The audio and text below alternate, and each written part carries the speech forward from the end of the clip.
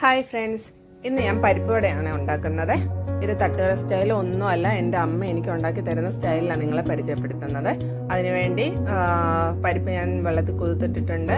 പിന്നെ ചെറിയ ഉള്ളി, ഇഞ്ചി, വറ്റൽമുളക്, കറിവേപ്പില എടുത്തിട്ടുണ്ട്. ഞാൻ കുതിർത്തിട്ട പരിപ്പ് ഞാൻ ചതച്ചെടുക്കുവാണേ, തോമരപ്പരിപ്പ്. ഒത്തിരി അരഞ്ഞ പോലെ ചതച്ചെടുക്കാവുള്ളൂ. അതിനുശേഷം ചെറിയ ഉള്ളി, വറ്റൽമുളക്, ഇഞ്ചി, കറിവേപ്പിലയും കൂടെ അരിഞ്ഞ് ഈ തോമരപ്പരിപ്പിനകത്തോട്ട് ഇടുക. അതിനുശേഷം ആവശ്യത്തിന് ഉപ്പും കൂടെ ചേർത്ത് നമുക്ക് കുഴച്ചെടുക്കാം. നന്നായിട്ട് കുഴച്ചെടുക്കണേ. അതിനുശേഷം റൗണ്ട് ആക്കിയിട്ട് പരത്തി എണ്ണയിൽ നമുക്ക് ക്രിസ്പി ആയിട്ട് ചുട്ടെടുക്കാം.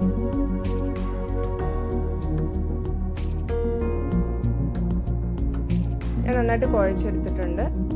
അതിന് ഞാൻ പരത്തി വെച്ചിട്ടുണ്ട്.